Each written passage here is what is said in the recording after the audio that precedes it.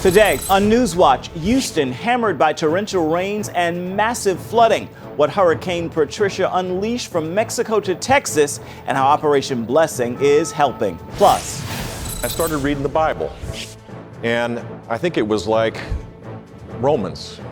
Got about to there, and I realized that Jesus was my Savior. Republican presidential candidate Jeb Bush opens up about the faith journey that changed his life, and a child shall lead them. Hear this girl's response to the terrorist who turned her life upside down.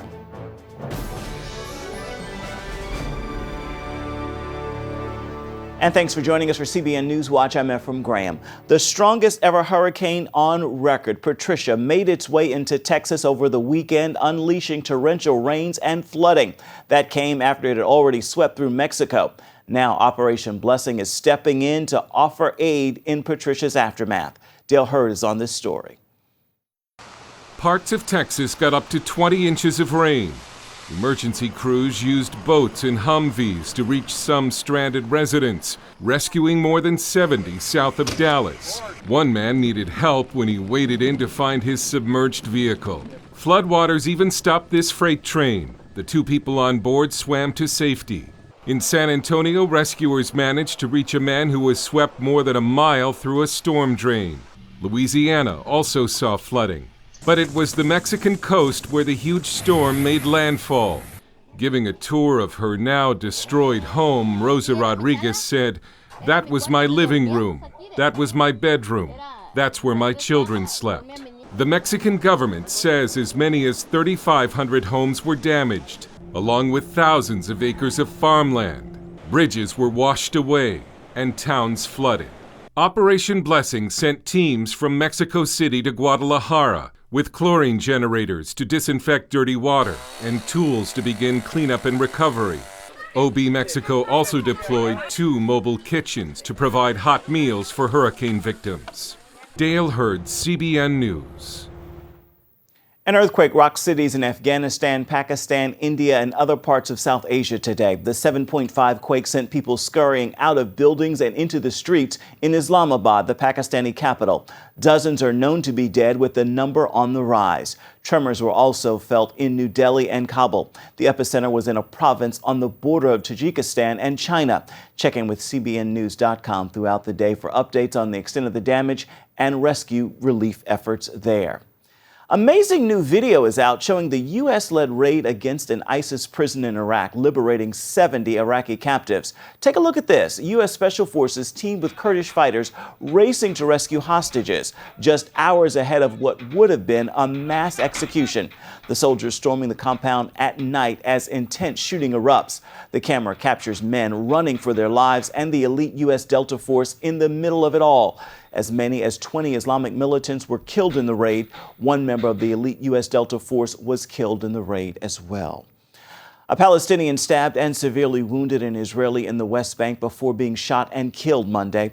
As the terror wave stretches on, Israel is now planning to install security cameras on the Temple Mount in an attempt to calm tensions and to stop the Palestinian attacks against Israelis. CBN Middle East Bureau Chief Chris Mitchell has the story. Israeli Prime Minister Benjamin Netanyahu says 24-hour surveillance on the Temple Mount will benefit Israel. He says it will disprove the claim that Israel is changing the status quo there and will show where the real provocations are coming from. Israel will continue to enforce its long-standing policy. Muslims pray on the Temple Mount, non-Muslims visit the Temple Mount. Israel says the wave of Palestinian terrorism and violence is due to incitement against Israel, particularly regarding the Temple Mount. Secretary of State John Kerry met with Netanyahu and then in Jordan with King Abdullah and Palestinian Authority Chairman Mahmoud Abbas.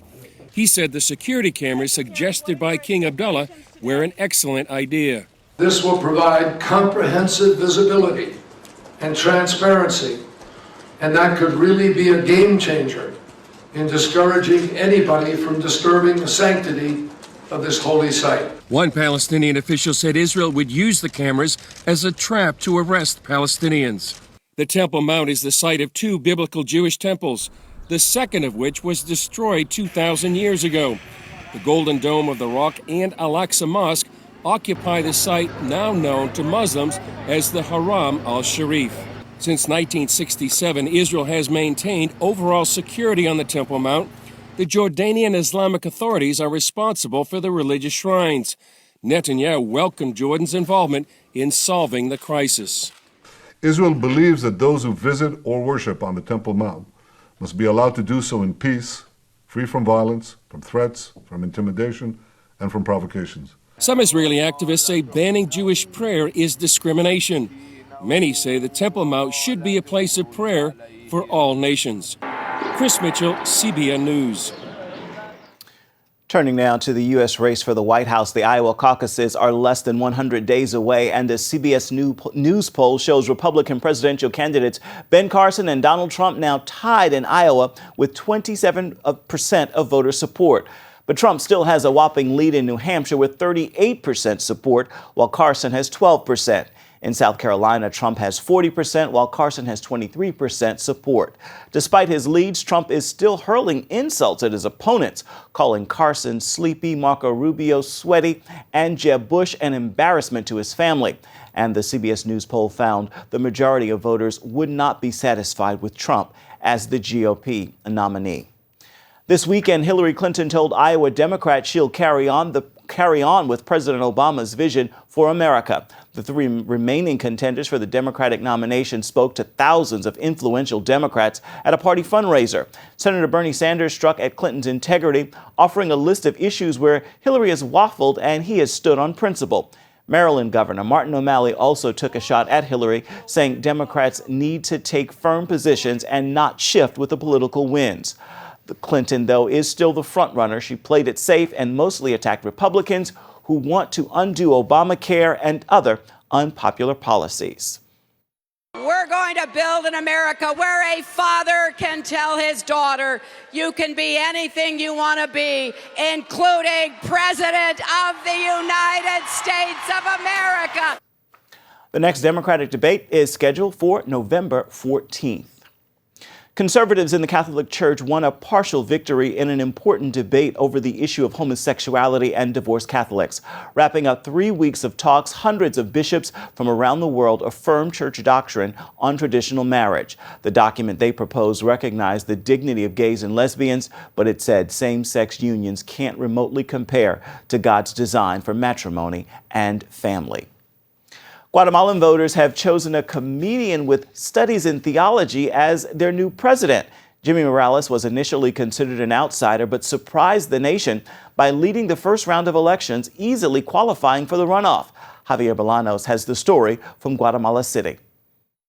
Morales ran on a platform of conservative values, opposing gay marriage, abortion, and the legalization of marijuana.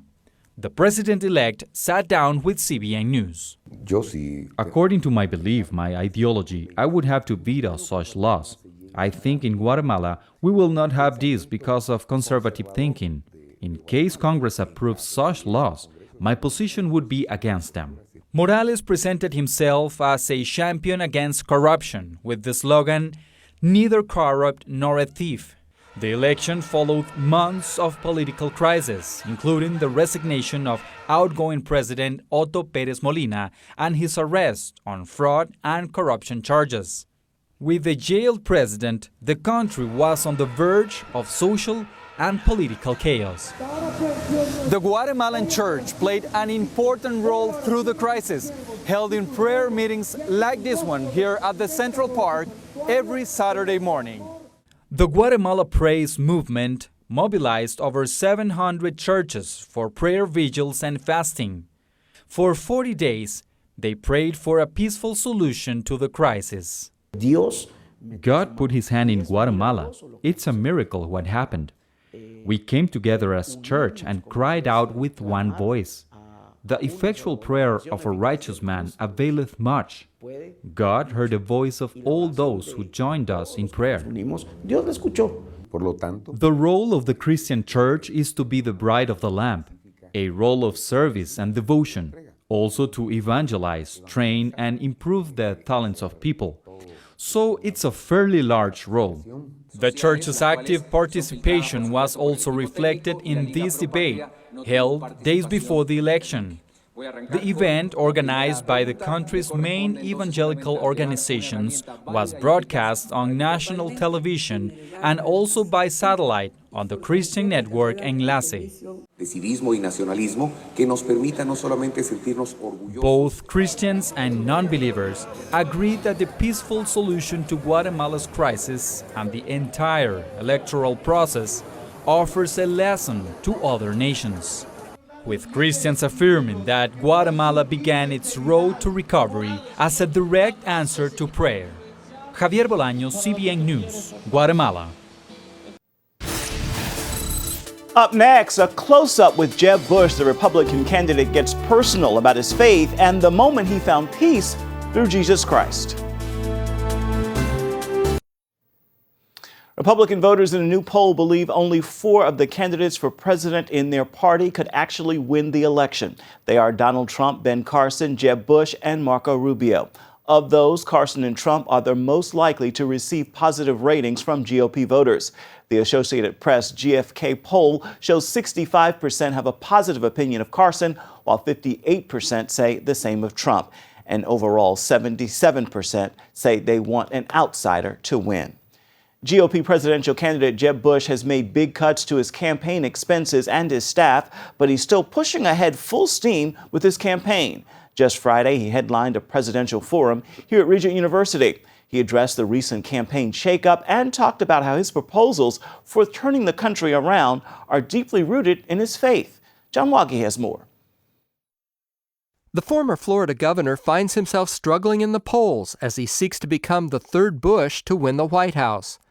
At Regent University's presidential forum, moderated by ACLJ founder Jay Sekulow, Bush shared how he came to a faith that changed his life. I first wanted to talk a little bit about my faith journey, because I think now there's a debate about whether people of faith should actually act on their faith in the public square. Really? How do you put aside your faith on the important issues that truly matter? The questions of life, the questions of compassion, the things that motivate people to act on their heart to try to help people. I, for one, believe that people of faith should act on their faith, and they should be informed by their faith. My life journey started, thankfully, when I woke up in Midland, Texas, and I opened up my eyes, and there she was, Barbara Bush, talking about a blessing from God.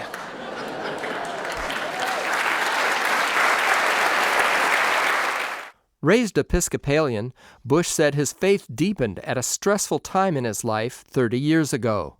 I was living the tyranny of the present. Maybe people understand this. People driven to success. I was kind of overwhelmed. At one point, I just said, I got to pause. I got to get quiet. And I started reading the Bible. And I think it was like Romans. Got about to there, and I realized that Jesus was my Savior. And I accepted Him in the late 1980s, and it has given me a comfort that I cannot describe to you really well, but I can promise you this, that it has given me a comfort and a serenity that has made my life journey a lot easier and a lot simpler. In 1995, Bush became a Catholic, so his children would be raised in their mother's faith. He says Catholic teaching helps inform his view of government. Every time we outsource responsibility over taking care of a neighbor, we allow government to get bigger. And today, government is huge. And the regulations on top of government, when you can't spend your way to prosperity, which is never going to happen, then you try to regulate your way to prosperity or tax your way to prosperity. That's what the progressive liberal agenda is all about, is taking power away from families and communities and shifting it as far removed as possible. After his remarks, Bush sat down for a conversation with Regent Chancellor Pat Robertson, who started by asking what a President Jeb Bush would make his first priority. You've just sworn the oath of office, you got that little office off of the Capitol, and you're sitting down. What are the few, let's say the number one issue you'd take? If you could, with a stroke of the pen, do something, what would you do? Well, I think in the first week you need to use the power, the executive authority you have, because working with Congress is going to take a little bit of time to kind of reestablish the dysfunctional relationship there needs to be fixed. It's going to take making sure that people, don't assume you have bad motives. Unfortunately, we're in an environment where the way you win is push people down and make yourself look better. When we were growing up, you were spanked when you did that as a kid, right? I mean, now it's kind of blood sport, and so reestablishing that relationship with Congress is important. But I'd say using the executive authority to undo the unconstitutional things that this president has done would be one of the things, and there's a lot of places where that would happen. And then secondly, just look at the world. We've seen an unraveling of the order of the world, because as we pull back, no one has filled the void other than Islamic terrorism and nation states like Iran, which we've enabled by our agreement, and Russia and China. And so I think we have to reestablish America's leadership in the world, and there's some things that I think would send a clear signal about that. And if I had to pick the one place to start, it would be Israel. It would be making sure that the world knows there is no gap between the United States and Israel again. What would you do with ISIS? I mean, they talk about boots on the ground. Would it take a force of American troops to get the job done? Well, we have 3,500 troops in Iraq right now, but they're pulled back. They're not embedded with the Iraqi military. The Canadians are embedded with the Iraqi military. Maybe after this last election they may stop, but they're embedded, but we're not. And we need to be embedded with their military.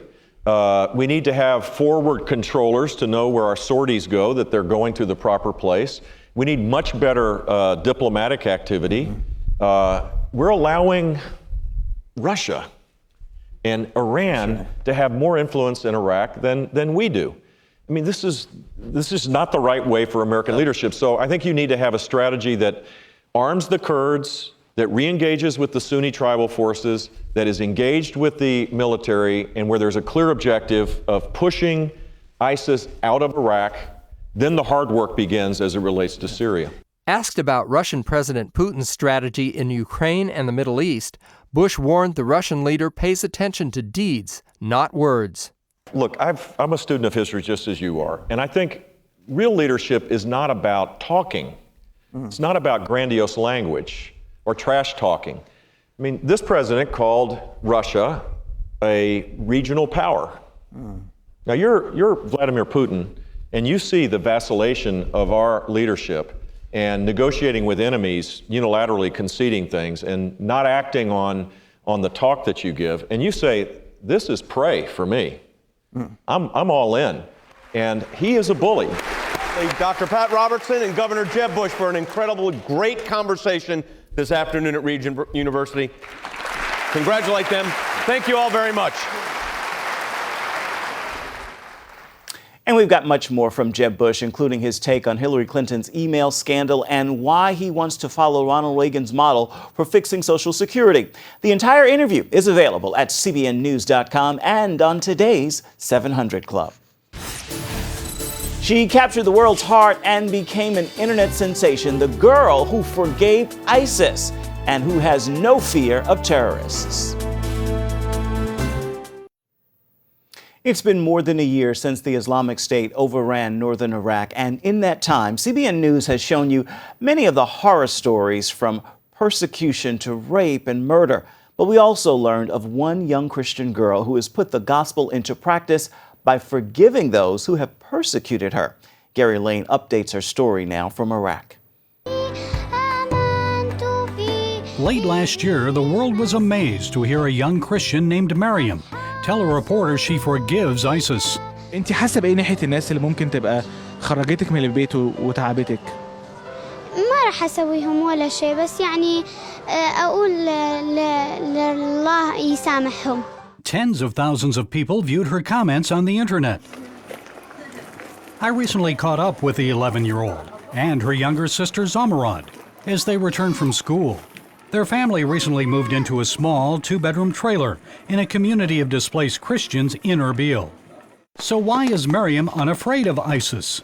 And why does she forgive the jihadists who drove her from her home in Karakosh?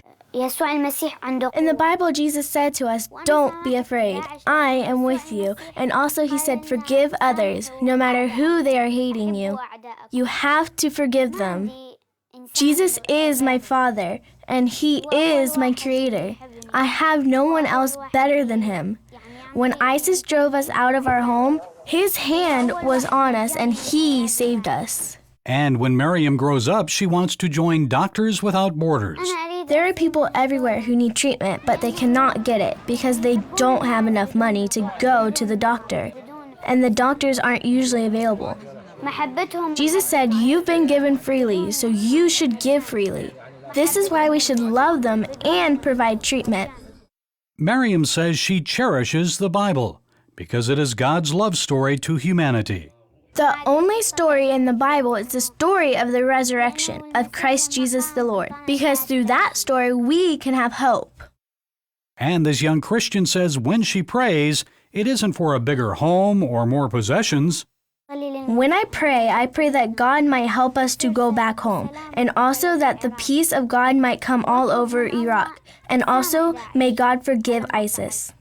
So what is the source of Miriam's unshakable faith and the words of wisdom beyond her years? It is for the sake of God, because God lives, and we want to do everything for the glory of God, and also for exalting God in our lives. Gary Lane, CBN News, Erbil, Iraq. Miriam's remarkable faith reminds us to remember the plight of Christians around the world. The International Day of Prayer for the Persecuted Church is coming up, and you can join believers from around the world in prayer during a special 2-hour webcast this Friday, October 30th. Visit cbnnews.com at 8 p.m. Eastern Time to watch this live exclusive event. Stay with us. We are coming right back. The time has come for your Monday motivation. As we begin this week, let's all consider this. We must be disciplined in our daily devotion to experience His divine presence. So let's rededicate ourselves to making time to spend in prayer at the start of every day this week. In doing so and keeping our minds on Him, He promises to keep us in perfect peace. And I'm pretty sure we can all use some added peace this week. Make this a marvelous Monday. And that is going to do it for this edition of CBN NewsWatch. Remember, you can find more of our exclusive coverage of the issues you care most about at cbnnews.com. We'd love to hear what you think about the stories you've seen here today. Do that online. Hope you'll join us again right here next time. We'll see you tomorrow.